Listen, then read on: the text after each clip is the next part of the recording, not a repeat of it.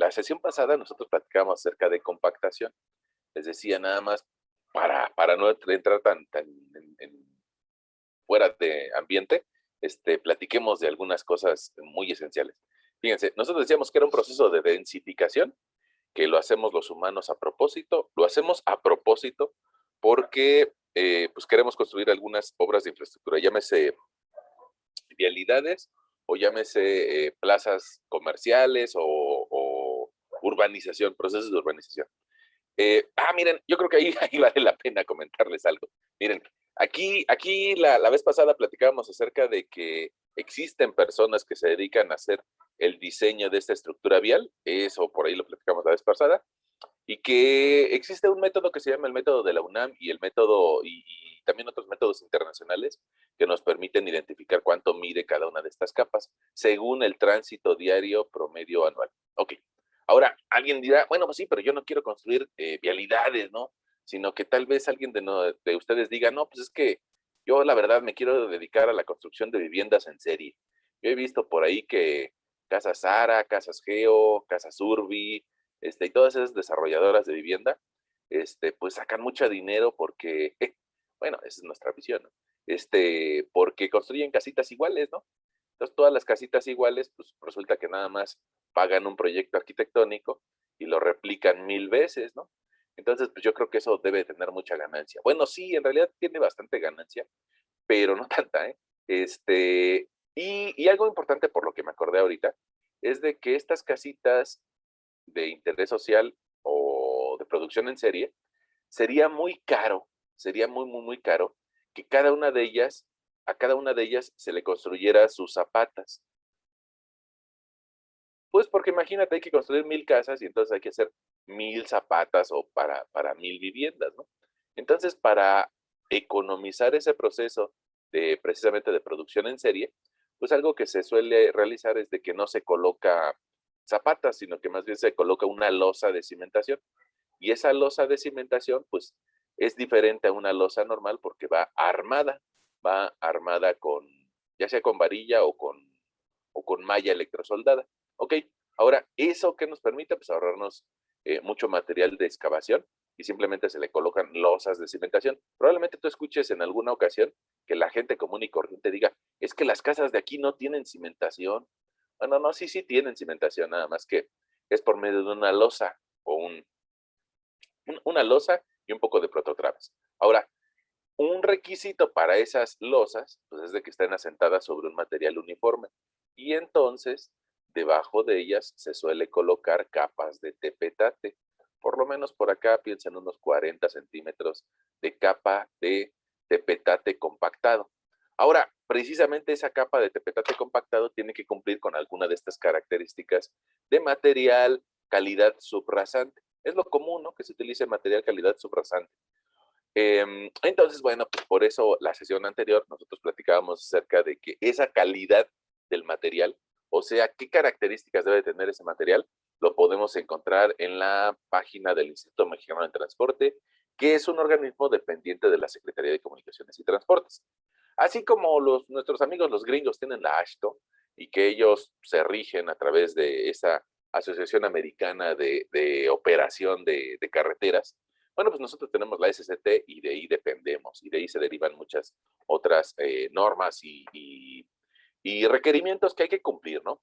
Entonces nosotros por ahí nos dábamos cuenta de que si queríamos construir una subyacente, o sea, por debajo de la subrasante, probablemente alcancemos valores, pues, no tan altos de compactación como podría ser un 95%. En cambio, si queremos construir una base, o sea, debajo de la carpeta asfáltica, ahí sí nos va a pedir un valor de compactación del 100%, grado de compactación. Y en cambio, pongamos, nada más para dar nivel a esa vialidad, el terraplén nada más requiere 90%. Ahora, ¿eso qué significa? Bueno, pues que entre más nos acerquemos a la carpeta por donde van a pasar los vehículos, se requiere que el material esté más denso o más compacto. Por acá abajo no me interesa tanto que esté un poco flojo, o que esté un poco no tan compacto, porque, mira, ahí regresé a la imagen donde yo te mostraba las diferentes capas de relleno o para generar la estructura del pavimento. Y mira, si aquí abajo todavía tengo oquedades, no me interesa tanto, no me preocupa tanto que tenga un 95% de grado de compactación, porque las cargas para esa carpeta asfáltica van a estar muy arriba, ¿no? Ahora, ¿qué tan arriba? Bueno, pues imagínate, si le sumamos aquí 30 centímetros más otros 30 centímetros, pues ya llevamos 60, más unos 6, ya llevamos 66. Probablemente aquí unos 40 centímetros, pues ya andaremos en 1 metro. Entonces, 1 metro abajo probablemente ya no se entere de la presencia de ahí de un vehículo pesado.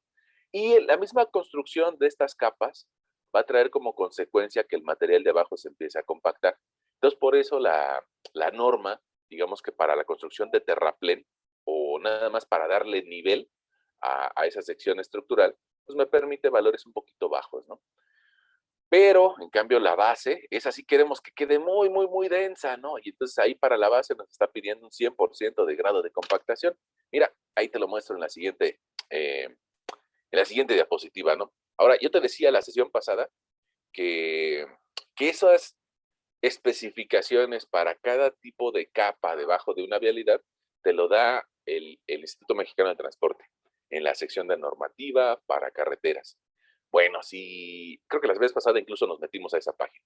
Ahora, decíamos que ya sea para una vialidad o para la construcción de viviendas en serie, o incluso alguien nos puede decir, oh, pues es que yo quiero trabajar para Walmart.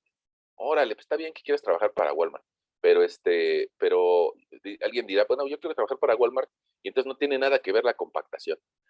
No, pues sí, no, pues sí, sí tiene que ver, porque ese tipo de negocios utiliza pues algo muy parecido a lo que ya le llamaríamos una nave industrial. Y esas naves industriales de la misma forma utilizan una losa de, de concreto que les sirve para hacer lo que sea aquí adentro, ¿no? O sea, puede ser que esa tienda departamental, llámese Walmart o la tienda que ustedes quieran, maneje de forma interna una serie de racks o de pues libreros de una forma sencilla, mostradores de carga, ¿no? Al fin y al cabo, esos mostradores tienen un peso y no es tan pequeño, ¿no? Imagínate un anaquel que mide tal vez 50 metros de profundidad y que está lleno de leche. Bueno, pues su peso no es tan ligerito. Y por eso requieren una base o una losa que sea capaz de transmitir el peso de forma uniforme. Ahora, el constructor evidentemente que no sabe cómo van a poner los racks o la distribución interna de la tienda, ¿no? Te decía, llámese Superama, Chedraui, Walmart o lo que sea. Bueno, entonces la losa tiene que ser capaz de transmitir el peso de estas estructuras, independientemente de que el nuevo gerente la mueva un poco a la derecha o la mueva un poco a la izquierda. Al fin y al cabo, para eso es una losa, ¿no? Para que tenga esa capacidad para transmitirle la energía. Bueno, y otra vez es la misma historia. En sí, abajo de la losa requerimos de un material compactado y ahí también podremos utilizar este concepto de tepetate compactado, ¿no? Ahora, eso del tepetate quedamos de que es un nombre muy mexicano, en realidad tendríamos una arena limosa. Más adelante platicaremos de cómo darle las letras a ese tipo de material. Ahora, eh, alguien dirá, ¿todos los materiales sirven para compactarse? No. De preferencia deberíamos de tener arena limosa, de preferencia, ¿no? Donde existan partículas grandes. Ahora, ojo, eso de partículas grandes, considerando los suelos, ¿no? ¿Qué significa partículas grandes? Bueno, pues partículas que midan algo así como 4, 6 milímetros. Esas son partículas grandes. Y esas serían las de arena. Y en medio de ellas van a quedar, déjame te lo dibujo por acá, ahí está. En medio de ellas van a existir partículas más pequeñitas. Partículas pequeñitas, las de limo que van a tener dimensiones algo así como de 0.075 milímetros o menos. Entonces, esas partículas rellenan los huecos que me dejan las partículas grandes que miden 4 a 6 milímetros y que son de arena. Si hay partículas pequeñitas en medio de las partículas grandes, pues entonces este macizo va a quedar denso. Y al quedar denso, pues se vuelve poco deformable. Ok, eso sería lo ideal, que tuviéramos este tipo de material al que en México le solemos decir tepetate. Tal vez si te vas hacia la zona de Cancún, le digan Sascaf. Tal vez si te vas hacia otra zona, le tengan otro nombre. Y entonces por eso la clasificación unificada de mecánica de suelos le llamaría arena limosa, arena limosa. Ok. Ahora, alguien dirá, híjole, es que por donde yo vivo, no sé, hacia la zona de Texcoco y no hay arena limosa. Me sale muy cara traer arena limosa. ¿Puedo utilizar un material local? Sí, como podría ser un limo de baja compresibilidad o una arcilla de baja compresibilidad. No es lo más recomendable, pero se puede utilizar. Se puede utilizar nada más que con otro tipo de compactador, como podría ser un compactador pata de cabra. Este que estás viendo por acá es un compactador de bloques, que la ventaja que tiene sobre el de la derecha es de que los bloques tienen pequeñas áreas de contacto y esas pequeñas áreas de contacto logran masificar o logran densificar al material desde abajo hacia arriba. Le da una pasada y compacta los puntos abajo. Luego le da otra pasada y empieza a compactar más arriba. Otra pasada y más arriba, de abajo hacia arriba. Mientras que el compactador normal, el compactador liso, compacta de arriba hacia abajo, transmitiendo presión y transmitiendo peso, ¿no? Bueno, ahora, eh, dicho, y yo creo que eso sí lo anotamos la sesión pasada, pero hay que volverlo a anotar, ¿no? Materiales finos, es decir, partículas que miden algo así como 0.07 milímetros o menos, 0.75 milímetros o menos, hay que utilizar este compactador pata de cabra. Materiales gruesos, es decir, unas arenas, arena limosa, perdón, otra vez, tepetate. El tepetate es para los mexicanos, ¿no? Así para, en confianza. Arena limosa sería su nombre correcto. Utilizaríamos un compactador liso.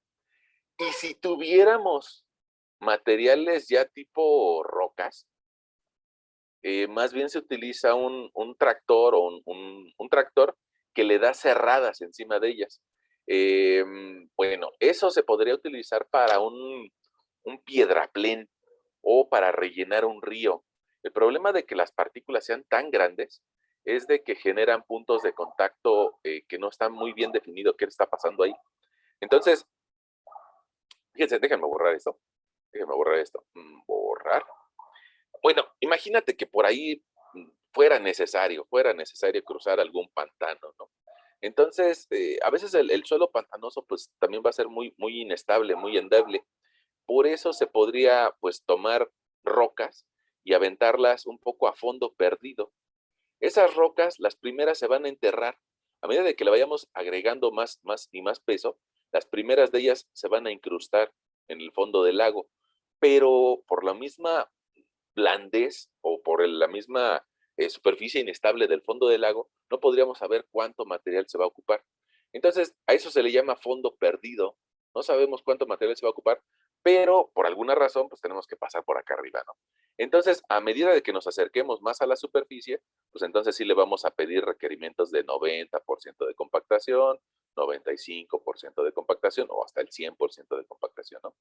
Bueno, y aquí abajo, pues no sabemos en realidad a qué porcentaje quedó. Bueno, ya está. Tú vas a decir, eso ya lo vimos la vez pasada, sí, ya lo vimos, nada más estamos haciendo una recapitulación en lo que llegaban algunos compañeros, ya llegaron, nos acordamos de que a Ralph Proctor le dejaron la tarea de investigar cómo monitorear el proceso de compactación después de que 200 personas se murieron, más o menos hace 100 y pico de años, y Ralph Proctor nos regaló este molde, ¿no? El molde de compactación con su pistón. Ok, ahora, fíjate que ese molde, tú te darás cuenta de que no mide lo mismo que el de acá. Y de que este pistón no mide lo mismo que esto. Ah, y eso, y eso tiene un origen en el hecho de que no todos los suelos se compactan igual, porque no todos los suelos tienen el mismo tamaño de granos. Ahora, fíjense que el molde estándar, el molde tradicional, el molde estándar, creo que pues, es una españolización de la palabra estándar que viene, más bien empezaría con ese, ¿no? Pero bueno, el molde estándar eh, te te decía la vez anterior que tiene una altura más o menos del orden de 11 centímetros y que esa altura nosotros la vamos a dividir, déjame te lo dibujo por acá. Esos 11 centímetros lo vamos a dividir en 3 capas. ¿Eso a dónde nos avienta? Bueno, pues nos avienta a que por lo menos, o a lo mucho, una de esas capas va a medir 4 centímetros. ¿Qué pasaría si yo tomo un poco de material como el que van a compactar en el sitio y me cae aquí una grava? Vamos a hacerle todavía más zoom. Imagínate que está aquí la superficie del material que se está compactando. Por acá tenemos un montón de arenitas, un montón de limos. Nos estamos imaginando ahí un montón de arenitas y limos. Y de repente aparece una grava. Cuando reciba el golpe del pisón de compactación, cuando lo reciba desde arriba, a medida de que va a ir bajando, va a ir bajando, va a ir bajando, con lo que va a hacer contacto es con la grava. Y eso generaría un problema. Porque imagínate que le pega la grava y esa energía del golpe se lo está comiendo la grava, no lo están sintiendo estas partículas ni de arena ni de limo. Ese es un problema. Eso es un problema de laboratorio, porque esa energía de compactación que le estoy transmitiendo a través del pisón podría no estar siendo distribuida entre toda la masa de suelos, sino que un solo elemento se lo está comiendo. Y esa es una muy buena razón para pensar en moldes de otras dimensiones, moldes que tengan una diferente altura y un diferente diámetro. Evidentemente que colocar una grava en un molde estándar nos generaría conflictos, pero alguien sobre todo el constructor, acuérdense que aquí convergen las visiones del constructor y del laboratorista y de quien piensa la prueba, ¿no? Imagínate, el constructor me va a decir, oiga, es que está bien que me haga una prueba con arena sin gravas en las terracerías, pero en cambio en la base, pues resulta que muchas de mis partículas son de tamaño de grava. Entonces, si yo me la llevo al laboratorio y en el laboratorio no ensayan las gravas y solamente ensayan puras arenas, pues entonces estamos mintiendo. La construcción, la construcción está siendo distinta a la prueba de laboratorio. Entonces, pues nos estamos engañando, ¿no? En algún momento de la historia alguien pensó eso y dijo, nos estamos engañando, hay que encontrar un método que sí me permita ensayar gravas.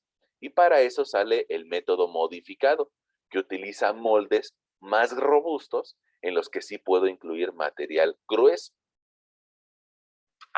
Esa es la razón, perdón, esa es la razón por la que tenemos pruebas Proctor, Proctor estándar y Proctor modificada. Probablemente en alguna especificación que tú leas acerca de construcción o compactación de algún material te diga, obtenga el peso volumétrico en base a la prueba Proctor estándar. Y en alguna otra ocasión vas a leer a la Proctor modificada. ¿Qué significa la modificada? Pues que voy a tener otras dimensiones de molde. Y otro número de capas. Fíjate que la prueba modificada no utiliza 3 capas, sino que utiliza 5 capas. 5 capas, lo cual aumenta la energía de compactación. Ahora, eso también a qué atiende a los equipos de construcción. Fíjate que la prueba Proctor estándar se la imaginó Ralph Proctor en 1933. Entonces, en esa época había equipos de construcción que desarrollaban cierta energía. En cambio, pues nosotros ya vivimos casi un siglo después, ¿no?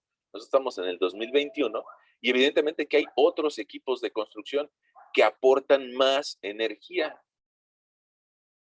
Y entonces, al aportar más energía, la prueba de laboratorio tiene que ser representativa de esa energía mayor. Si no, otra vez nos estamos engañando. Tal vez hace algunas sesiones alguien nos decía que se puso a leer el prefacio y nos decía, alguien que solamente sabe de teoría es un peligro público. Ok, entonces te darás cuenta de que al cambiar los equipos de construcción, tenemos que modificar nuestra teoría y tenemos que utilizar otro tipo de moldes de compactación. Vamos a ver si en esta presentación mira, aquí viene esto. Ahí te estoy mostrando 3 métodos para la prueba de compactación. y te darás cuenta de que cambia el número de golpes. La prueba tradicional, la prueba estándar, le da 25 golpes por capa, mientras que el método C le da 56 golpes por capa. Evidentemente que la energía de compactación va a ser distinta. Aquí me parece que hay un error, ¿eh? Aquí me parece que hay un error. Esta energía de compactación debe de ser distinta, debe ser mayor. Ahora, ¿por qué sale la necesidad de tener un método A, un método B o un método C? Por el tamaño de las partículas. Fíjate que eh, si nos ponemos a leer en específico la prueba o la descripción de esta prueba, que por acá te pongo el número, en base a las normativas internacionales, eh, nos diría, el método A no puedes utilizar partículas de suelo que midan más prácticamente de 5 milímetros. A veces no nos lo imaginamos, probablemente tú tengas un cuaderno cuadro chico cerca de ti, un cuaderno cuadro chico, más o menos la cuadrícula de un cuaderno cuadro chico es como del orden de 5 milímetros. Ese es el límite, bueno, un poquito menos, siendo estrictos, 4.57 milímetros, dice ahí, un poquito menos, ese es el límite para una arena. Si quiero utilizar partículas más grandes que una arena, tengo que cambiar a otro método y que me permita utilizar partículas pequeñas de grava que midan hasta 9 milímetros. Y si la construcción de forma física va a utilizar partículas que son mayores de 9 milímetros, me puedo ir hacia el método C y hay que darle 56 golpes. Ok. Ahora, eso, pues ya probablemente alguien me diga, eso es más bien un tema operativo del laboratorista. Sí, es un tema un poco operativo del laboratorista. Probablemente tú desde la postura de la arquitectura solamente te interese saber que hay algo que se llama prueba Proctor y que la gráfica anterior era para pruebas básicas y esta es Proctor modificada. Mira, aquí cambió el número de golpes a 5 golpes y un 56 golpes. Ahora, ¿por qué cambió? Porque estos dos me van a provocar más energía, perdón por la N, energía de compactación. Esta energía de compactación tiende a parecerse más a la energía que ocupamos en el 2021, mientras que, fíjate, este valor está dado en unas unidades que a veces nos cuesta trabajo imaginar, 2.696 kilonewtons metro por metro cúbico de material compactado, mientras que el método original tenía un valor de 591. Si te das cuenta, es un valor 5 veces más pesado. Y habría que preguntarse, oye, ¿el equipo de construcción es 5 veces más pesado? Probablemente no sea 5 veces más pesado, pero sí la forma de transmitirle la carga se ha optimizado a lo largo de 100 años y por eso podríamos utilizar otro tipo de prueba, la Proctor modificada. Bueno, ahora, fíjense, ¿cómo podríamos calcular la energía de compactación? Pues por medio de esta formulita. Esa formulita nos diría, utiliza el número de golpes que le des a cada capa, por el número de capas, por el peso del pistón que estés utilizando y la altura de caída entre el volumen del molde o el volumen que va a recibir ese impacto, ¿no? Al fin y al cabo, lo que nosotros estamos haciendo con ese molde es de que le estamos generando golpes para densificar el material en laboratorio. Fíjense que ahí le podríamos hacer otra crítica a ese método. En laboratorio nosotros le damos impactos o golpes, mientras que en la construcción no se le generan golpes, sino que se genera un proceso de amasado. Esta formulita de energía de compactación trata de igualar la energía que se le transmite al suelo mediante los golpes en un laboratorio con la energía que recibe el suelo de forma directa con estas máquinas. Pero evidentemente que alguien que se dedica a la construcción me va a decir, pues es que esta máquina no golpea. Yo no sé por qué ustedes hacen eso en el laboratorio. Y tiene razón. Entonces, para eso existe otra prueba de compactación que se llama la prueba Harvard, la Harvard miniatura. Pero la prueba Harvard miniatura está hecha específicamente para suelos finos.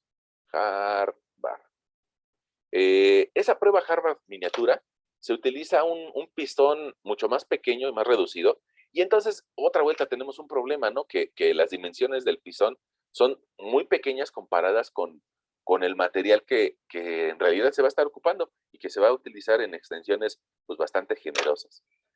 Bueno, digamos, y podemos concluir esa discusión, podemos concluir en que el método Proctor no es el mejor de los métodos, pero es lo que tenemos, ¿no? Y es lo que nos ha permitido mejorar nuestros procesos de compactación.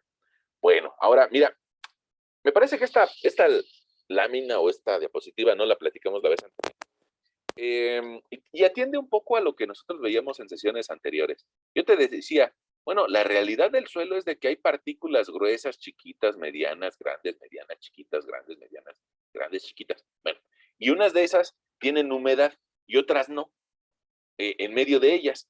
Nosotros de forma un poco abstracta, generamos esta abstracción de separar al suelo en fases, ¿no? Y me parece que incluso ustedes andaban haciendo algún ejercicio de tarea acerca de eso, donde nosotros dividíamos al suelo en una fase sólida, en una fase líquida y en una fase gaseosa. Ok, ahora, el proceso de compactación resulta que si la cantidad de agua es muy pequeñita, como lo que estás viendo de este lado, fíjate, si el contenido de agua es bajo, pues resulta que alcanza un cierto valor de densidad. En cambio, si el contenido de agua empieza a crecer, aumenta la cantidad de agua y alcanza una densificación mayor, se compacta mejor. Pero va a existir una frontera, ¿no? Va a existir una frontera. ¿Qué pasaría, pongamos, si nosotros le pegamos al agua? No sé si alguien ha estado un poquito ocioso en alguna alberca. Voy a imaginarme aquí que estamos adentro de una alberca, ¿sale? Y, y si nosotros nos imaginamos que estamos dentro de una alberca, no sé si alguien ha sido lo suficientemente ocioso como para que con su mano le pegue a la alberca, le pegue al agua de la alberca. Yo creo que ustedes han sido lo suficientemente experimentales como para haber hecho eso alguna vez. Si tú le pegas al agua de la alberca, no le haces nada, no le haces nada. Sobre todo, perdón, miren, ¿qué pasaría si yo pongamos, tomo mi mano, así la abro y le doy un manazo a la alberca? ¡Pah! Lo único que va a pasar es de que me va a arder la mano, porque así que digas, uy, puedes comprimir al agua, pues no, el agua es incompresible. Y eso de que el agua es incompresible, pues nos permite otra vez ver esta gráfica con otros ojos. ¿Qué pasaría si el contenido de agua, perdón, qué pasaría si el contenido de agua es mucho? Pues resulta que cuando yo lo meto o le doy impactos por medio del pisón de compactación a esa muestra de suelo y tiene mucha agua, pues no le hago nada. Lo único que hago es de que el golpe se lo coma el agua. Y recuerda, el agua es incompresible, incompresible. Ahora, ¿qué significa eso de que sea incompresible?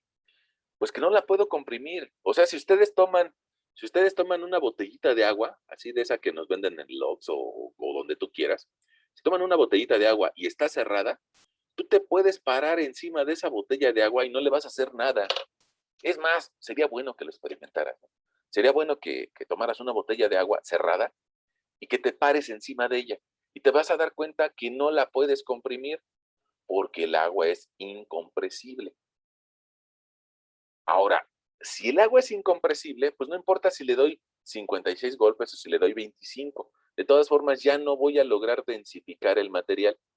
Entonces, fíjate que estamos dándonos cuenta con esta gráfica de algo importante, interesante. Si le agrego agua, logro obtener un peso volumétrico más alto, pero va a llegar a un punto clímax o un contenido de agua óptimo.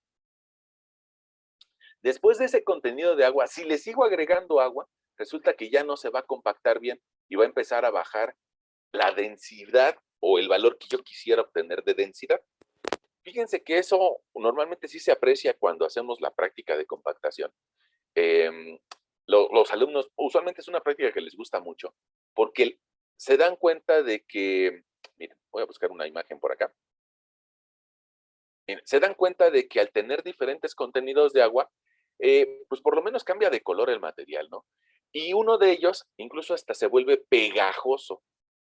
Si se vuelve pegajoso en laboratorio, pues resulta que en obra también se va a volver pegajoso. Entonces, este último material, evidentemente que ya no me va a reportar un contenido de agua, una densidad, un peso volumétrico o una densidad alta, sino que me lo va a dar bajito, porque los golpes los recibe el agua. En cambio, el primer material también no me va a dar un valor alto, se va a quedar bajito porque no fluyen o no se lubrican las partículas unas con las otras. En cambio, los contenidos intermedios de agua son los que me suelen dar valores más altos al ensayarlos. Entonces, algo bastante común es de que me quede una curva así, de esta forma. Una curva que tendría una zona que le llamaríamos rama húmeda y otra zona que le llama, bueno, perdón, me equivoqué. Esta no es la rama húmeda. Déjenme ver si se la puedo borrar. Ah, borrador. Borrador, ahí está. Esa sería la rama seca, perdón.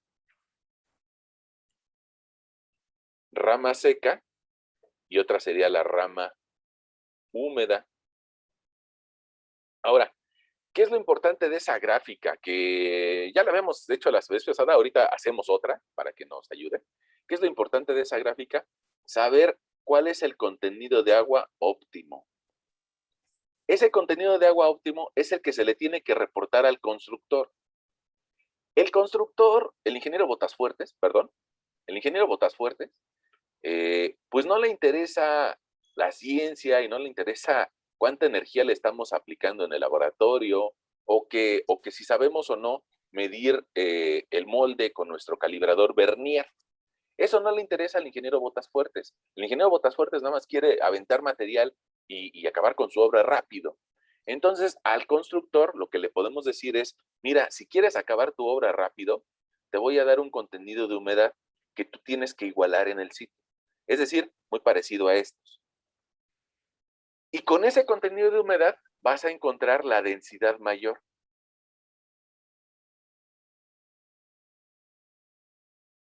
Ok. Ahora, el constructor en muchas ocasiones sí pide estos reportes al laboratorio, pero también me gustaría pues platicarte que a veces el constructor no los revisa. Simplemente, híjole, no tengo ahí una imagen. Simplemente lo que hace el constructor es de que toma ese material con su mano. eh, no, tal vez no se espera que le manden el reporte al laboratorio. Y si con sus manos toma el material y se desmorona, usualmente el constructor sabe que le hace falta agua. Si toma el material echa agua y se le queda pegado en las manos, el constructor diría, no, este material se me va a aguachinar, así le dicen. Aguachinar, ¿qué significa? Que se va a enlodar tu maquinaria y no vas a lograr compactar bien. En cambio, el constructor, si toma su material, le agrega un poco de agua al, al, al, a la masa de suelo que va a compactar, le agrega agua, lo toma con sus manos y se le forma una muñeca, es decir, un poco de suelo que no se desmorona, pero tampoco se le queda pegado en la mano, el constructor te va a decir, con esta agua está bien para compactar. Es una prueba empírica que nuestros amigos los constructores han logrado identificar. Entonces, mira, resulta que esa prueba de compactación que me va a permitir encontrar un peso volumétrico seco máximo y del cual nosotros planteamos la vez pasada un ejercicio, ustedes recordarán que la vez pasada escribimos estos datos y te los voy a mostrar. Ahí están nuestros datos de la vez pasada. Bueno, esos cálculos me llevan a una gráfica. Los cálculos, bueno, pues los hicimos la vez pasada, ahorita hacemos otro ejemplo, ¿no? Esta gráfica la plasmamos así la vez anterior y me relaciona contenido de agua contra peso volumétrico seco. Hay quien se enoja que nosotros unamos esos puntos. ¿Por qué se enoja? Porque, porque esa persona que se enoje nos diría, es que tú aquí estás asumiendo algo que no es cierto. Tú no tienes datos en esa zona y estás uniendo con una línea y me estás haciendo creer que eso es cierto. Y eso no es cierto. Mira, si seleccionamos la gráfica, o si ahorita le cambiamos el tipo de gráfica, te darás cuenta de que los datos con los que se está construyendo son 5 o 6 puntos, pero que en medio de esos puntos nosotros estamos interpolando un valor y estamos considerando que ese valor es cierto. Pero esa consideración, pues es muy humana, no quiere decir que en realidad sea cierto. Tal vez estemos inventando algo. Esas personas que critican el hecho de que nosotros unamos la gráfica, probablemente lo que nos dirían sería, no la unas, más bien preséntala, vamos a ver si la puedo cambiar, diseño de gráfico, preséntala como sus puntos, bueno, sí la puedo cambiar, le voy a dar clic derecho, mm, aquí es un gráfico de dispersión, ah, dispersión XY y nada más quiero puntitos, ok, sí, ese, ahí está. Alguien que sea un poquito más crítico desde el punto de vista analítico, nos diría, eso es lo que tienes que hacer, nada más presentar puntos. Y la interpretación es otro boleto. Bueno, esas personas, que también es un punto de vista válido, esas personas te dirían, mira, la rama seca, únela, únela con una línea, es más, imprímela y únela con una línea. La rama húmeda, pues también trata de encontrar una relación entre ellas, entre la rama húmeda. Y probablemente por aquí andará el peso volumétrico seco. Y esa persona te diría, bueno, pues es que puedes hacer una interpretación de eso, pero no es a ciencia cierta el valor que me decías. Bueno, ahora, ¿cuál va a ser la diferencia? Si nosotros establecemos aquí nuestro valor de peso volumétrico seco máximo, pues tal vez la vez pasada leímos un valor un poquitito distinto al unir los valores. Aquí nosotros, ¿cuánto estaríamos leyendo? Tal vez un peso volumétrico seco máximo de 1.67, 1.67 unidades de laboratorio, gramos por centímetro cúbico. Y ese valor máximo lo voy a obtener cuando tenga un contenido de humedad, pues del orden de 15, un contenido de humedad óptimo de 17.3, 17 punto algo, ¿no? 17.3%. Ahora te decía, estos valores son los que le sirven al constructor. Al constructor no le sirve lo demás. Esos valores son los que tiene que verificar el grado de compactación. Ahora, eh, tú me vas a decir, bueno, ¿y eso de qué sirve? Bueno, ¿de qué sirve? Pues resulta que cuando estén compactando eh, una capa ya sea de una vialidad o para recibir vivienda de construcción en serie o para recibir pues algún otro elemento, este material compacto, pues hay una máquina que lo está compactando, ¿no? Un equipo de compactación liso. Este equipo tiene un costo por hora. Y ese costo por hora, evidentemente que desde la punta de vista del constructor, dice, entre menos tiempo lo utilice, para mí es más eficiente. Desde el punto de vista del constructor, probablemente diga, ¿sabes qué? Con tres pasadas ya quedó. Eso sería lo que diría el constructor. Pero alguien tiene que supervisar eso, tiene que supervisar que esté bien compacto.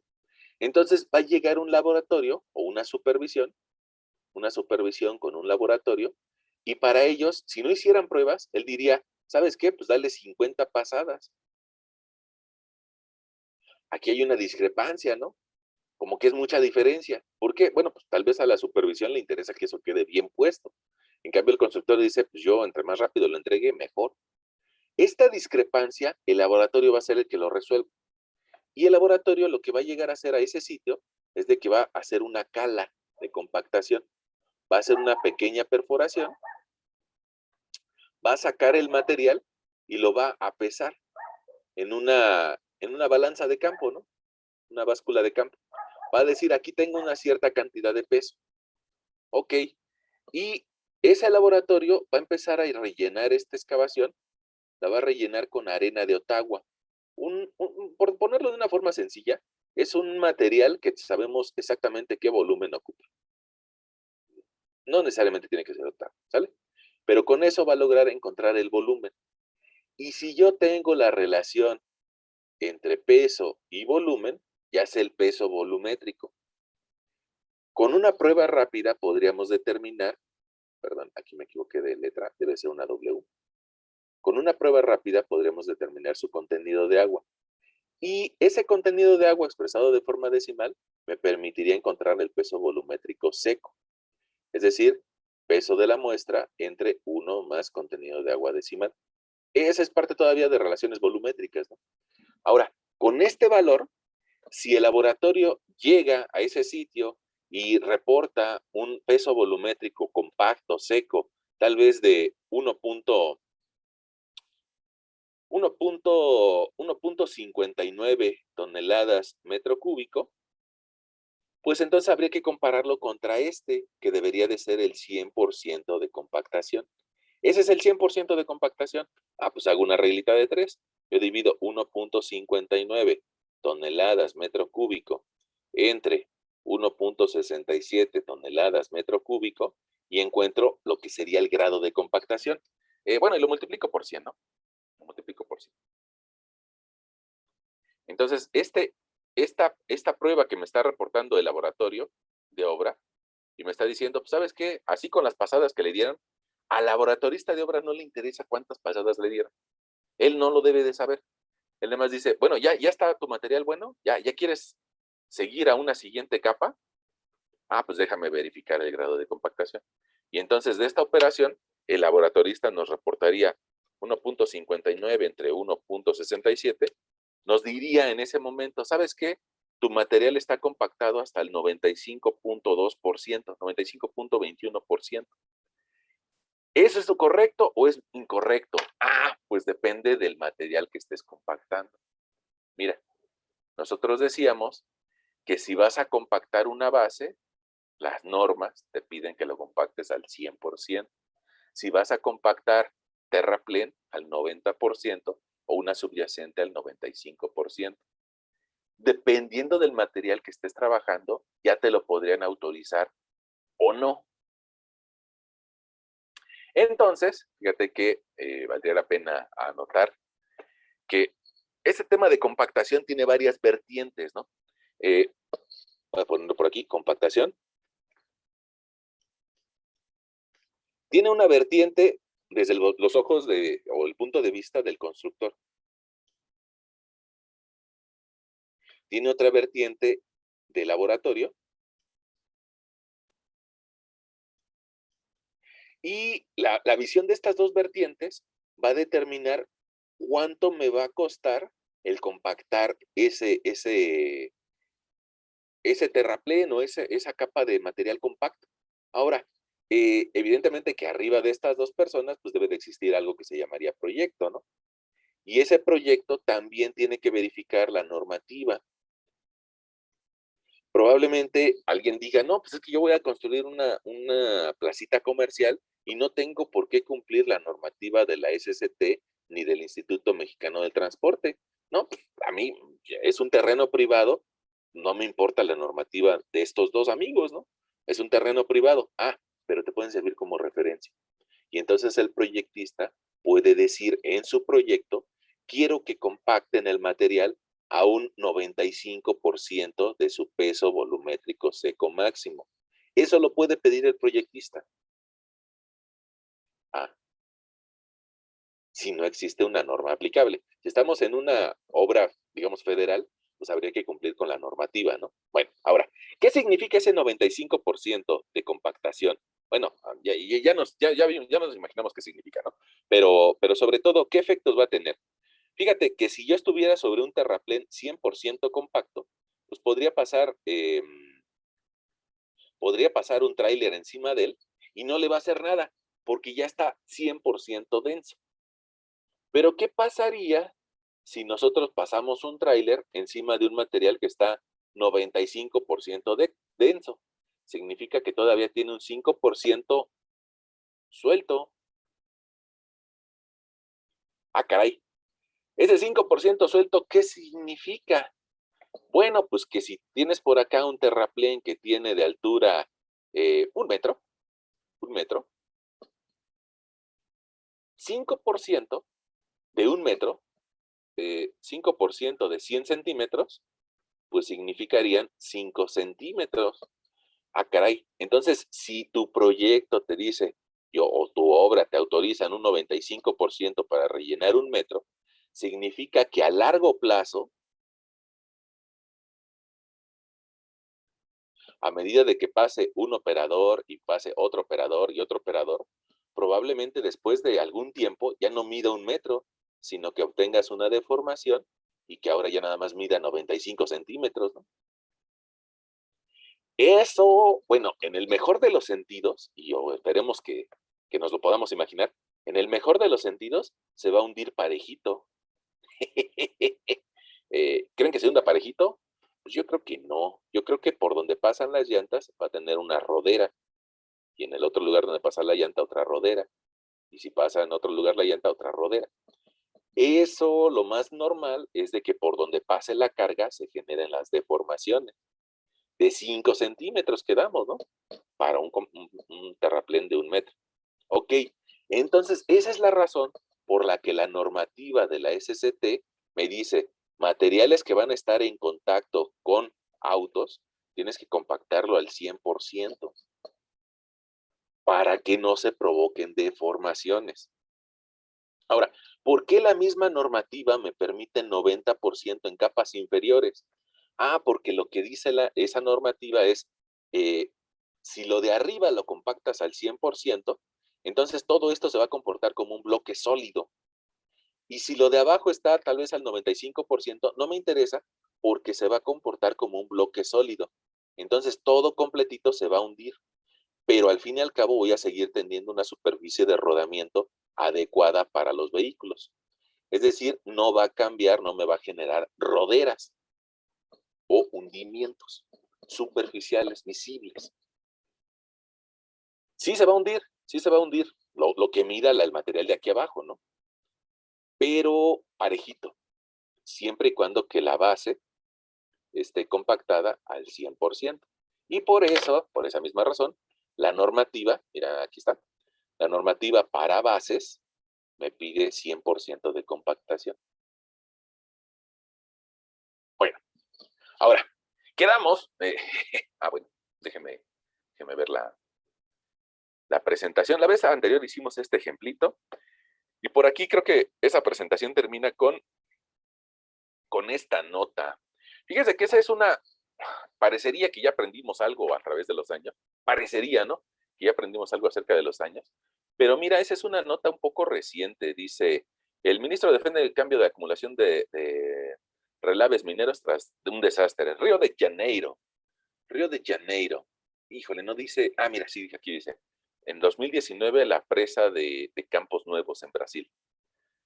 La industria minera de Brasil necesita reemplazar la técnica de acumulación de relaves o de desechos mineros. Empresas con tecnología seca cuando sea posible y las estructuras existentes sean inspeccionadas en orden de prioridad, dijo el ministro en una entrevista de Globers. Bueno, fíjense, ¿por qué viene esta noticia? Porque resulta que todavía en el 2009 tenemos problemas con las presas.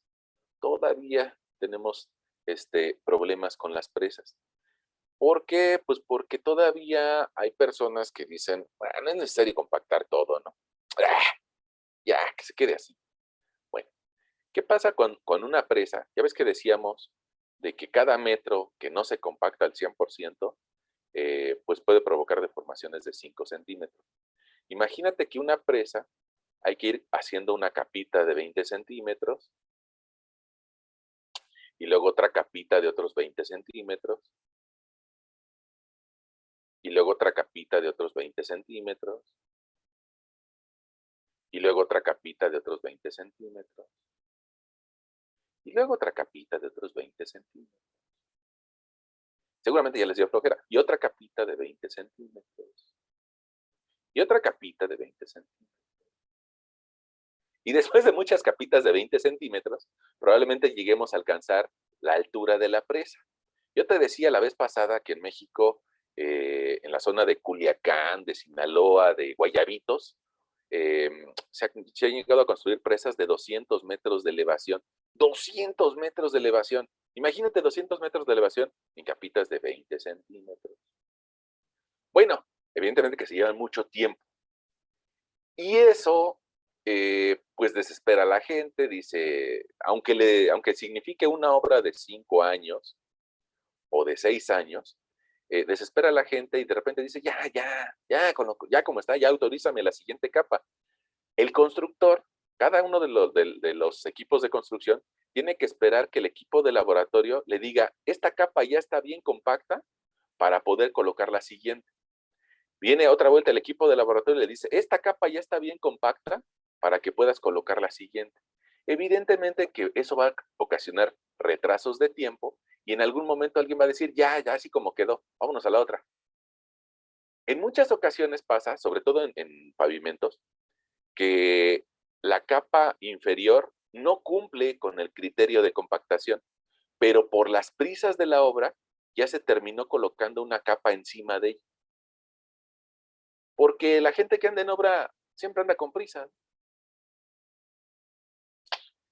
¿Qué pasa? Pues que la supervisión le dice, oye, ¿sabes qué? La capa de abajo no cumplía. Tienes que retirar esta capa. Imagínate retirar una capa de una carpeta asfáltica. ¿Y luego qué le hago? ¿La tiro? Pues sí, no me interesa, tú la tienes que tirar.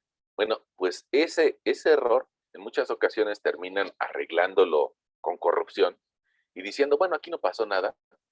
Y la consecuencia es que se tienen deformaciones muy fuertes.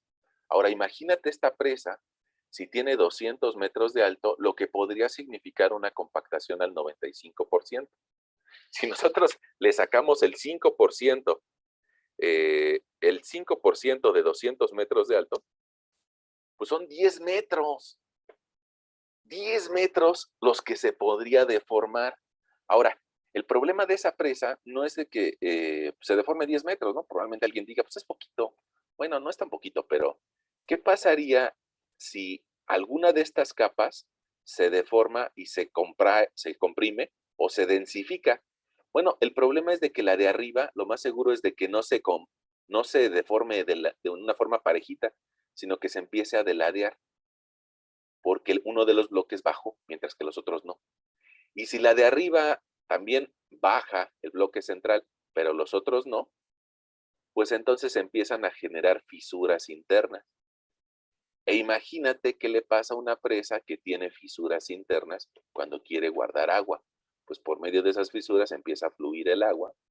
Y el agua pues no se va sola, así como película de acción, diría, no me voy a ir solo, sino que a medida de que va avanzando el agua, se va llevando un granito de suelo y otro granito de suelo, y luego otro granito y otro granito, y otro granito y otro granito, hasta que pasa una tragedia donde se deshace la presa y termina por sepultar a una comunidad entera.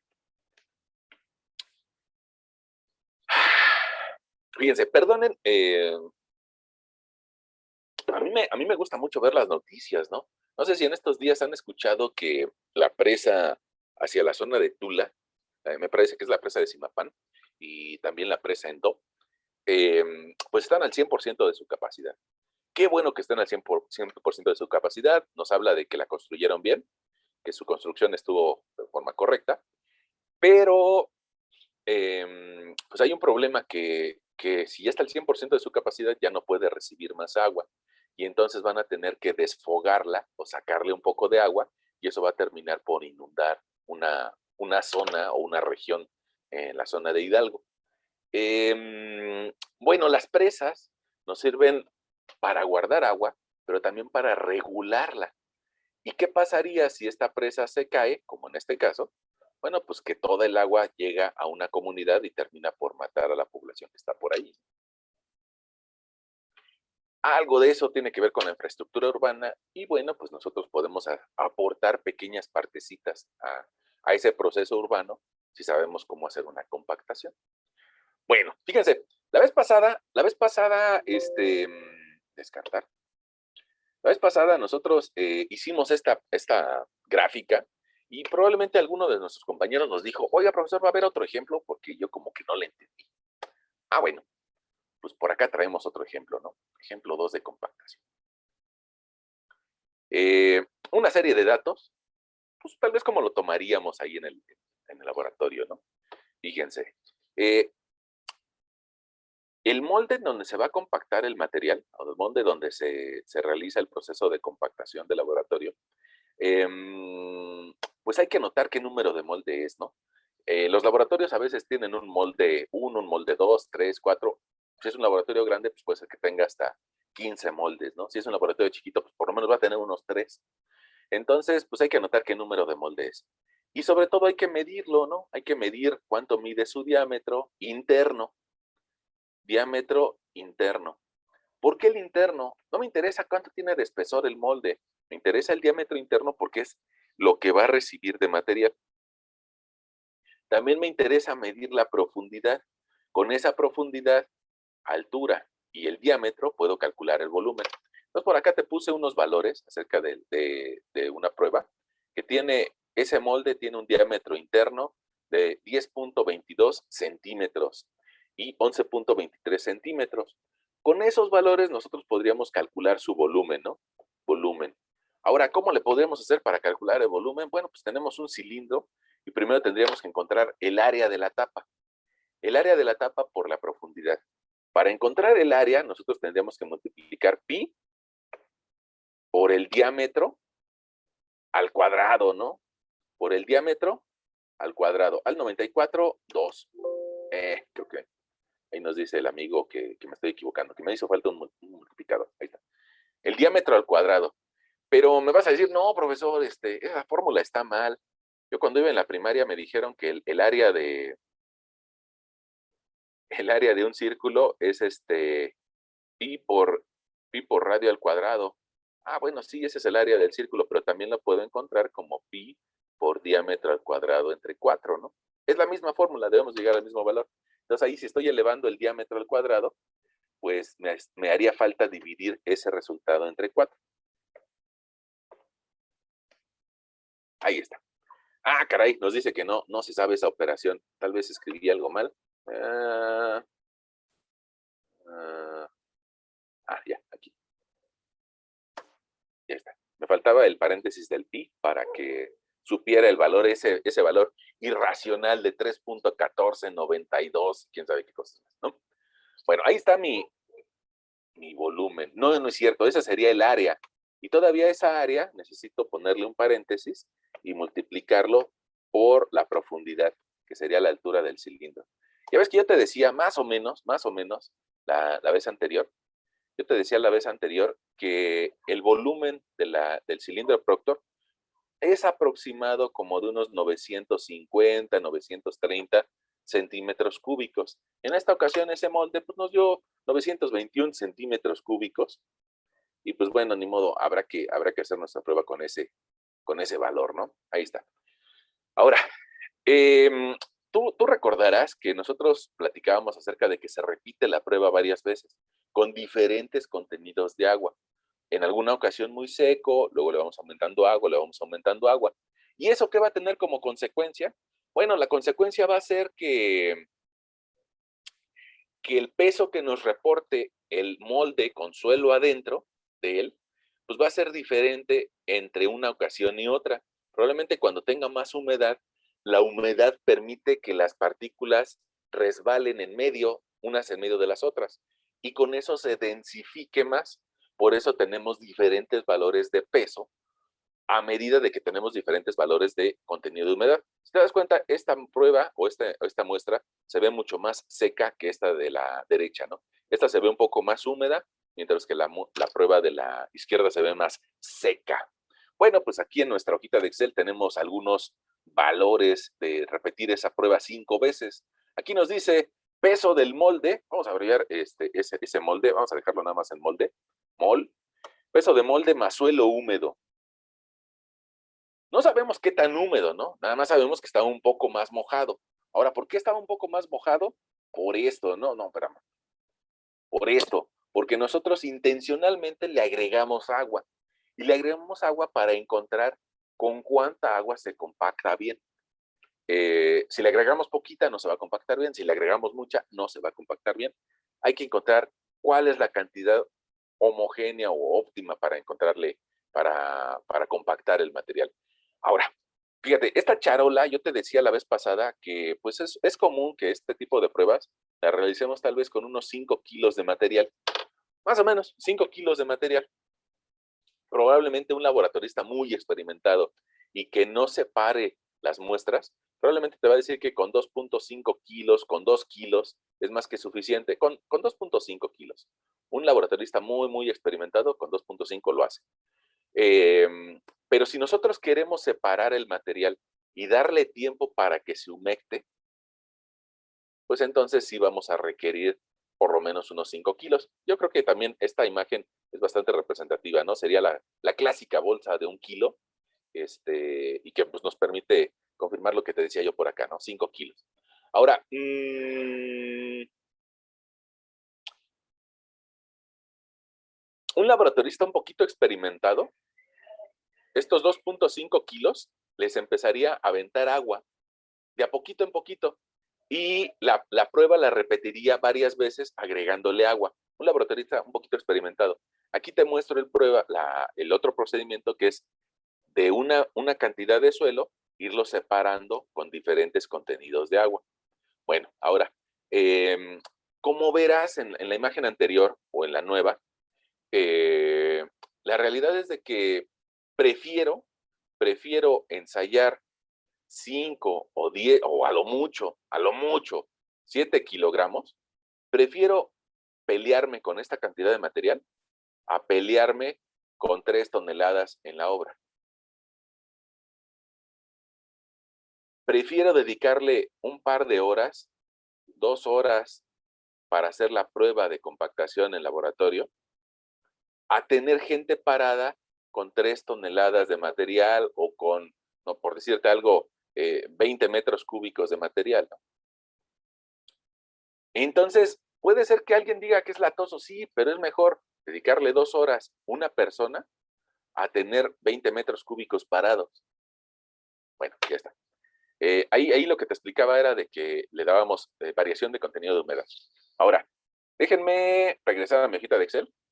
Y ahí, esa es la razón por la que tenemos diferentes valores de peso de suelo húmedo más molde. Entonces, al ladito nosotros podríamos escribir peso del suelo húmedo dentro del molde.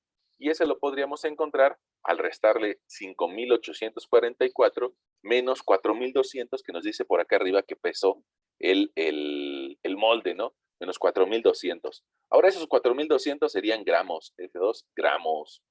Ahí está. Cada uno de estos valores, creo que también valdría la pena agregarle, también estaría en gramos y en gramos. Vamos a pedirle que esté centrado. Bueno, ahora, si a cada uno de los pesos de molde con suelo húmedo le quito 4,200 gramos como peso del molde, voy a llegar a los pesos del suelo húmedo. Y si ya sé su volumen, bueno, pues puedo encontrar la relación de peso volumétrico o alguien dirá de densidad volumétrica, ¿no? O de densidad simplemente. Bueno, vamos a escribirlo así como peso volumétrico igual a peso entre volumen. En esta ocasión, yo tendría que dividir este peso entre este volumen. Ahora, ¿en qué unidades me va a quedar? ¿En qué unidades me va a quedar? Pues si estoy dividiendo gramos entre centímetros cúbicos, pues mi unidad va a ser esa, ¿no? Gramos sobre centímetros al cubo. No me sirve de nada tantos decimales, se los voy a quitar y me quedo con 4 cifras significativas. ¡Ah! Se equivocó el Excel. No, más bien se equivocó el operador, ¿no? El que está ocupando el Excel. ¿Por qué se equivocó el Excel? Porque no le di la instrucción correcta. No quiero que se mueva la celda roja Entonces le voy a poner un signo de pesos antes del 5. Ahí está. Ahora sí, ya lo hizo bien. Ahora, desde aquí ya me estoy dando cuenta de que hay un lugar que vale más 1.96 que 1.92. Pero ojo, este es peso volumétrico húmedo, húmedo. Y no podemos comparar eh, pruebas que tuvieron diferentes contenidos de humedad, sino que lo tenemos que comparar con algo que sea igual para todos, un piso parejo, diría algún político, ¿no? Piso parejo para todos. Bueno, y el piso parejo lo vamos a encontrar comparando pesos volumétricos secos. Ok, para poder comparar pesos volumétricos secos, resulta que yo utilizaría una fórmula que me diría peso volumétrico seco es igual a peso volumétrico de la muestra entre 1 más un contenido de humedad expresado de forma decimal. Quiere decir que necesito el contenido de humedad. Por eso requiero de cada una de las muestras sacarle un contenido de humedad. ¿Cómo se lo saco? Lo meto en una cápsula y esta cápsula, cada una de estas cápsulas, las metemos a un horno de convección interna. Y estas capsulitas en un horno las vamos a dejar por 24 horas a 105 grados centígrados. Después de 24 horas a 105 grados centígrados, resulta que la humedad que tenga se va a evaporar, se va a ir, se va a secar y me voy a quedar solamente con peso de sólidos. Por eso, digamos que en las siguientes columnas, yo tengo cuánto pesaba la cápsula solita, esa pieza de metal, cuánto pesa la cápsula con un poco de material. Si te das cuenta, mira, perdón por hacer el cambio de pantalla, a veces el zoom se alienta con eso, pero mira, evidentemente que no puedo meter toda la muestra que se compacta. Ya ves que la muestra que se compacta ocupa más o menos el espacio como de 1 kilo. Sería muy lento el proceso si yo metiera ese kilo o ese volumen al horno. Entonces, ¿qué voy a hacer? Que dentro de esa prueba le voy a sacar un corazón y es lo que voy a meter a la cápsula. Esa cápsula la meto al horno y evidentemente que voy a tener muestras pues de algunos gramos, ¿no? Puede ser que tenga una muestra de 50 gramos o de 20 gramos, ¿no? Al fin y al cabo es menos material que si le meto todo 1 kilo. Si le meto todo 1 kilo voy a necesitar un horno mucho más grande. Ahora imagínate que esto hay que repetirlo muchas veces en un laboratorio y entonces pues requerimos mejor muestras pequeñas. Cuando tú vas a un laboratorio clínico, un laboratorio de sangre, las muestras que te sacan son de 3 mililitros, es decir, 3 centímetros cúbicos. Son bien pequeñitas, algo así como 3 gramos. Entonces, pues bueno, acá ensayar 20 gramos, pues ya estamos siendo bastante generosos. Ya está. Ahora, eh, ¿cómo podría yo obtener el peso del agua? Pues el peso del agua lo podría obtener si al peso de la cápsula con suelo húmedo le resto el peso de la cápsula con suelo seco. Es decir, ahí ya hay un proceso de evaporación. El agua o esa diferencia de pesos significa el agua que se evaporó por 24 horas estando a 100 grados centígrados o 105, ¿no? Fíjense que ustedes saben, ustedes ya son adultos, entonces ya saben que el agua hierve a 100 grados centígrados. Nuestra ciudad hierve a menos, ¿no? Ya ven que nosotros en la Ciudad de México, CDMX, estamos más o menos a una elevación como de unos 2.200 metros sobre el nivel medio del mar, lo cual provoca que la presión atmosférica sea diferente a la que hay a nivel de mar. Esta elevación y la presión atmosférica provocan que el agua en nuestra ciudad hierva a valores como de 90 grados centígrados. No es necesario llegar a los 100. Pero bueno, la práctica internacional nos pediría eleva tu horno a 100 grados centígrados durante todo un día. Bueno, ahí está. Después de un día resulta que hay esa agua evaporada y ahí la estamos determinando como una diferencia entre el peso de la cápsula con suelo húmedo menos el peso de la cápsula con suelo seco. Ahora, esta cantidad evidentemente que está dada en gramos, ¿no? Está dada en gramos, así como los otros pesos anteriores. Se me fue escribiendo. Bueno, ¿y cómo puedo determinar el peso de los sólidos? Bueno, pues también va a estar dado en gramos. Si yo resto el peso de la cápsula con suelo seco menos el peso de la cápsula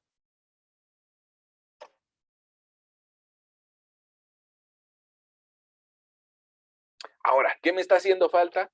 Pues tal vez determinar mi contenido de agua, que sería una letra omega, ¿no? Ese contenido de agua lo puedo calcular de forma porcentual o lo puedo calcular de forma decimal. En este caso yo lo quiero calcular de forma decimal, es decir, solamente voy a dividir, lo voy a escribir por acá abajo, omega decimal, contenido de agua decimal va a ser peso del agua entre peso de los sólidos. Ya nos vamos a quedar hasta ahí, no lo vamos a multiplicar por 100. Si yo divido peso del agua entre peso de sólidos, pues me da ahí un cierto valor. Evidentemente que nos vamos a olvidar de ese valor dentro de 2 minutos, ya no sabemos qué nos va a dar, pero lo está haciendo Excel. Ahora, este valor es decimal, es adimensional porque estoy dividiendo gramos entre gramos, pero ese valor me va a permitir obtener el peso volumétrico seco. Se lo voy a escribir aquí en la siguiente columna, peso volumétrico seco. Voy a utilizar las mismas unidades del peso volumétrico y lo voy a dividir entre algo que es adimensional, pues me queda con las mismas unidades. Entonces, ese valor de peso volumétrico húmedo lo voy a dividir entre 1 más el contenido de agua decimal.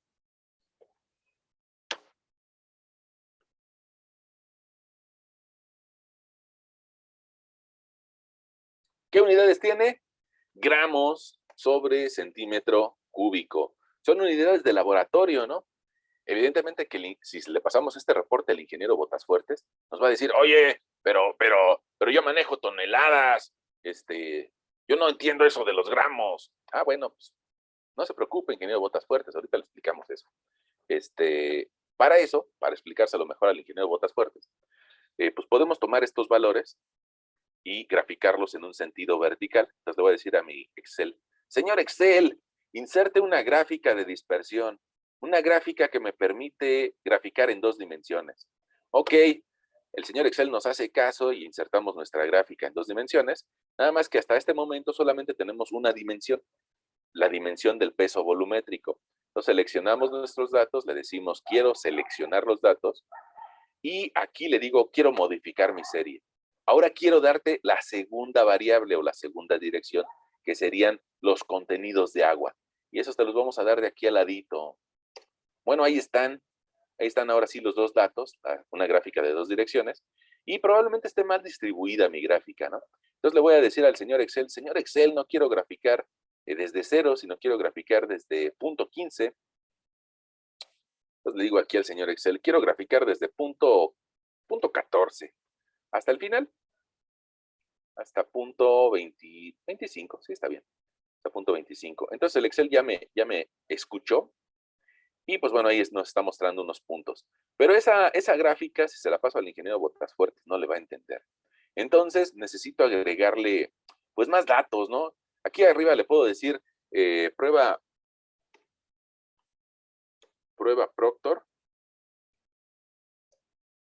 Proctor y el eje vertical, no sé si se alcanzan a ver, luego hay veces que en el Zoom no se alcanzan a ver las líneas muy grises, entonces mejor te las voy a hacer un poquito más oscuras, ¿no? Para que se alcancen a ver.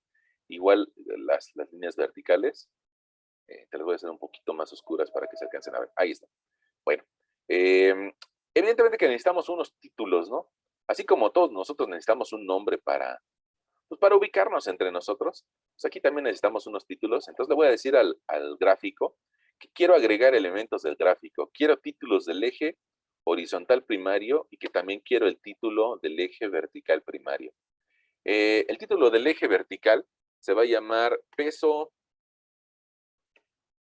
volumétrico seco o gamma D. Sus unidades van a estar expresadas en gramos, bueno, en toneladas por metro cúbico. Metro cúbico. Ahí está, toneladas metro cúbico. Y en cambio, las cantidades que estamos viendo ahí expresadas en el sentido de las X, esos van a ser contenidos de agua. Se me movió algo aquí. Otra vez.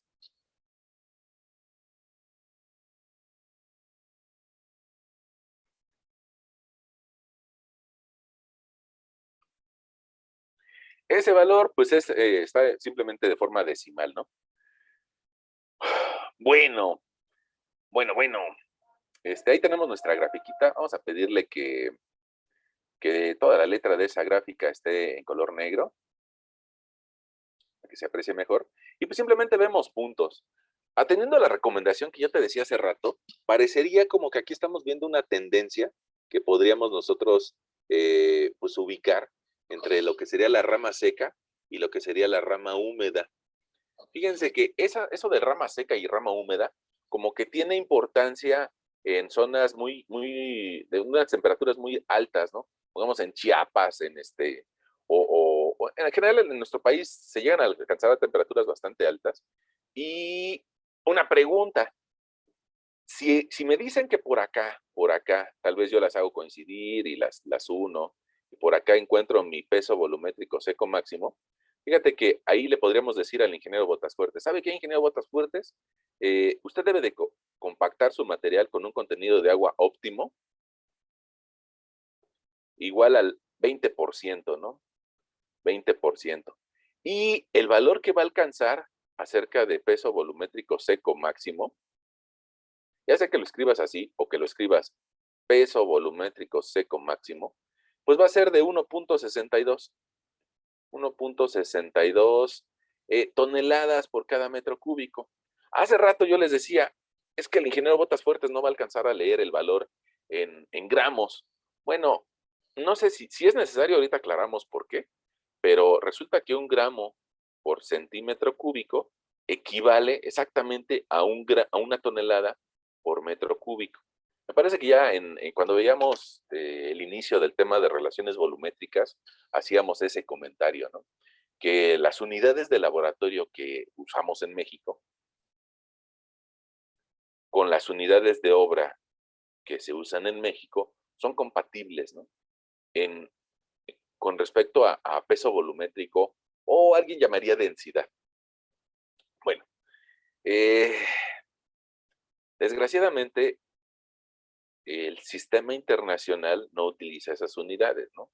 De repente nosotros criticamos a los gringos porque decimos, es que los malditos gringos usan libras y utilizan pies en lugar de utilizar centímetros, en lugar de utilizar kilos. Y nosotros creemos que estamos en sistema internacional. Y eso no es cierto, ¿no? En sistema internacional, el valor de peso volumétrico, acuérdate que hay que multiplicarlo por la gravedad. Y entonces, este valor en sistema internacional sería 9.81 newtons, bueno, kilonewtons, perdón, 9.81 kilonewtons por cada metro cúbico. Eso significaría que si nuestro reporte va a ser internacional, porque ya somos internacionales, bueno, pues este valor de peso volumétrico habría que también expresarlo de esa forma. Peso volumétrico máximo, si estamos en una empresa internacional que tiene tratados internacionales, bueno, pues habría que multiplicar ese valor por 9.81. 15.89. Ándale, 15.89. Y entonces ya podemos cobrar de forma internacional, ¿no? Ya que usamos medidas internacionales, pues hay que cobrar de forma internacional. Bueno, eso creo. Bueno, pues ahí está otro ejemplo acerca del tema de compactación. Probablemente alguien me diga, fue igual de confuso que el anterior, ¿no? Fue igual de confuso que el anterior. O probablemente a alguien, pues ya se le haga un poco más fácil después de esta segunda visión. Pero eso es pues algo que ustedes me tendrán que decir, ¿no? Si está haciendo más claro o fue más complejo o no, profesor, usted no se le entiende nada. Se pone a hablar y luego ya no hay quien lo pare. No sé, ¿ustedes cómo ven? ¿Sí está siendo un poco más claro o fue más complejo que el anterior? Fue más complejo, pero creo que hay cositas que se entendieron un poquito más. Y otras que no. Bueno, una pregunta, no sé si ustedes quisieran, ¿no? Si ustedes quisieran, sobre todo esas otras que no, pues si quisieran preguntar algo en especial, ¿no? Yo no entendí por qué esto.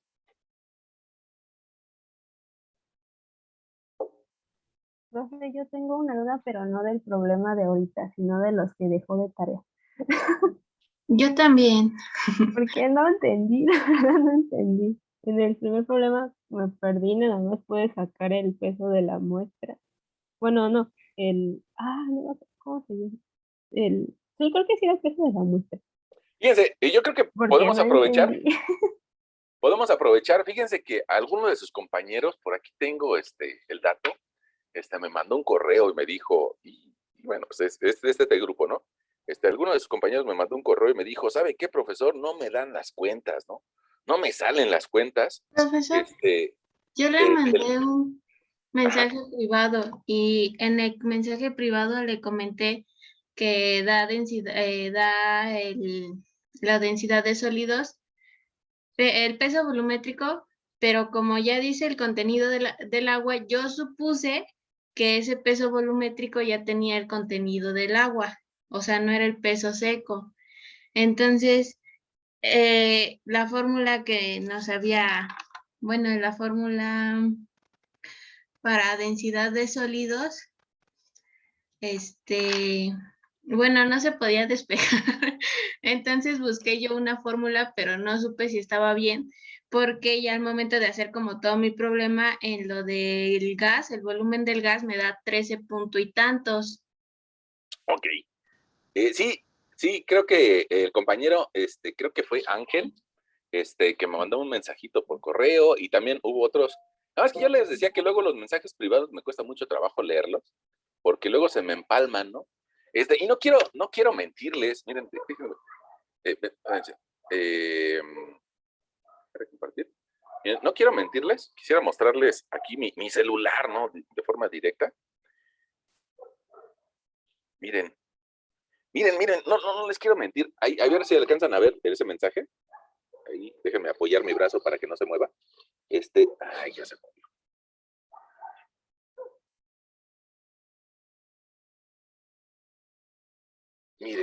Miren cómo me llegan esos mensajes.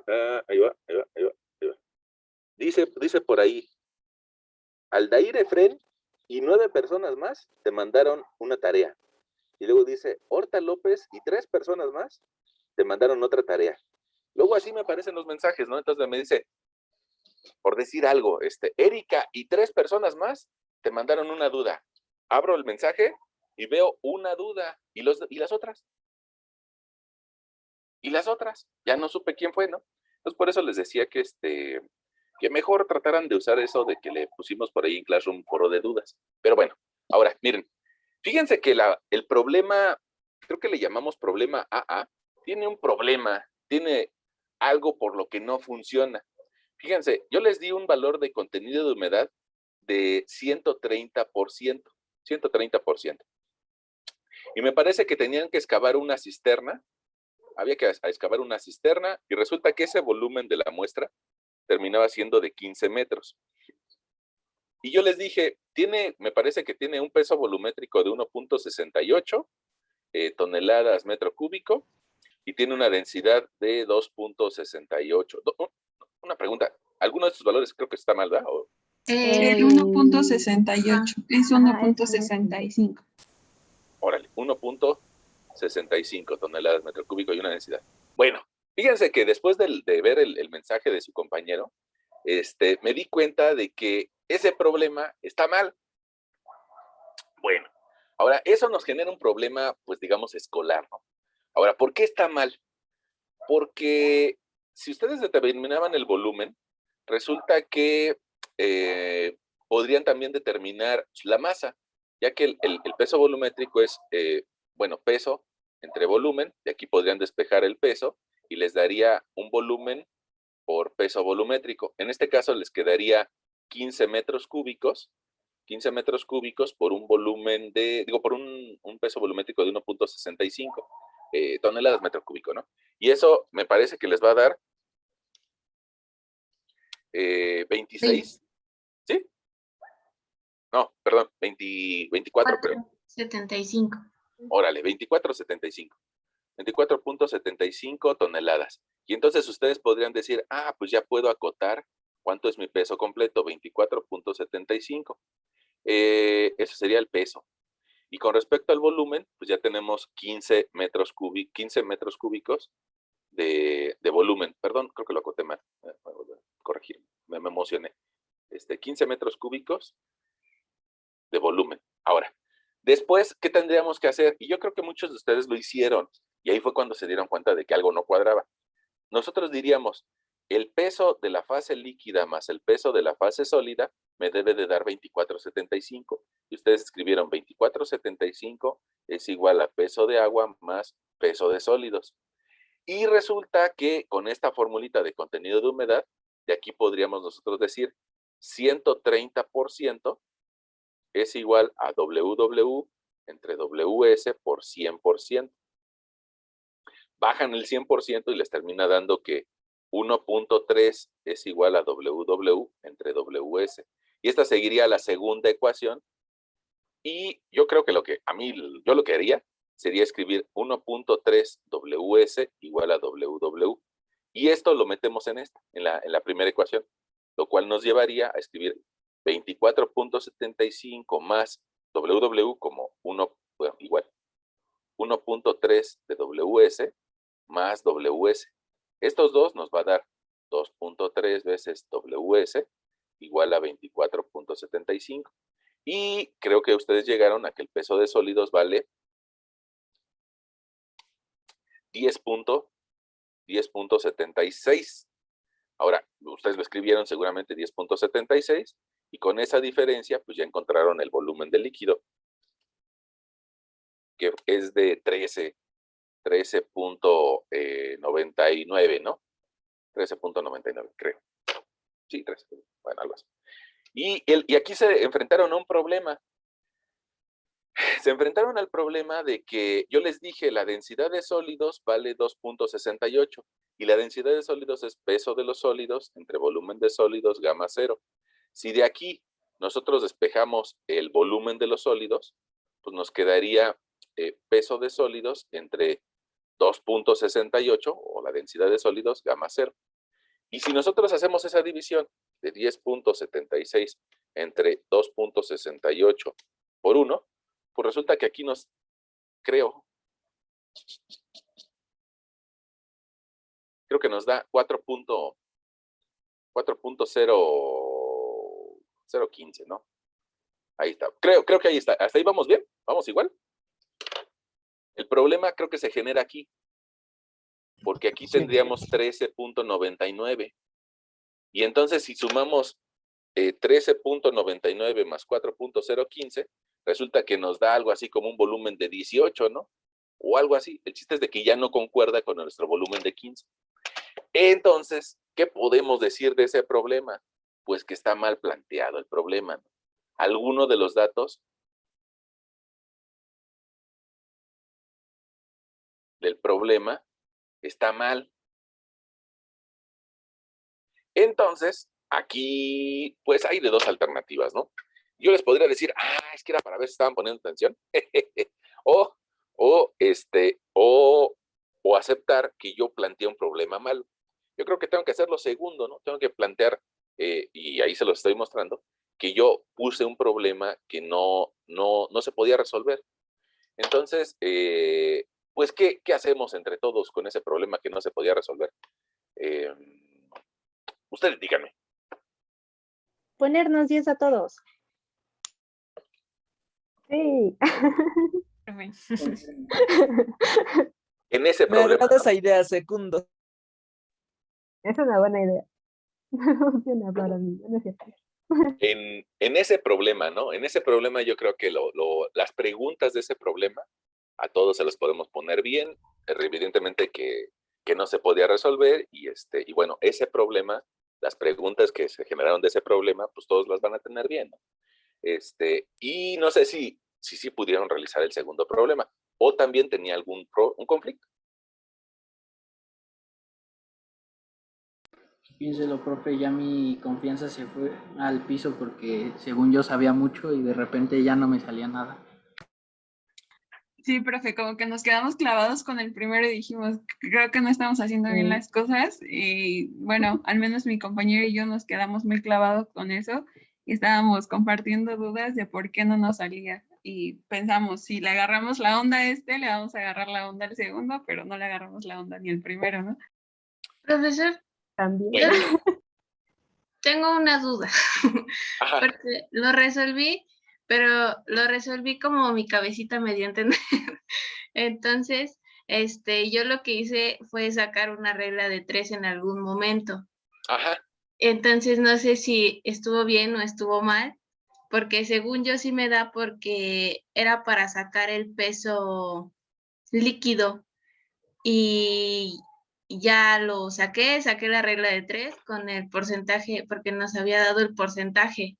O Ajá. sea, y yo hice eso. Y ya al momento de sacar en el volumen líquido, me dio lo mismo. Entonces yo supuse que estuve bien, pero no sé, porque ya dudé. Está bien, está bien. Bueno, fíjense, lo que hizo la compañera es de que dijo, conservo la misma relación de pesos, pero los hago un poco menores para que me coincida el volumen.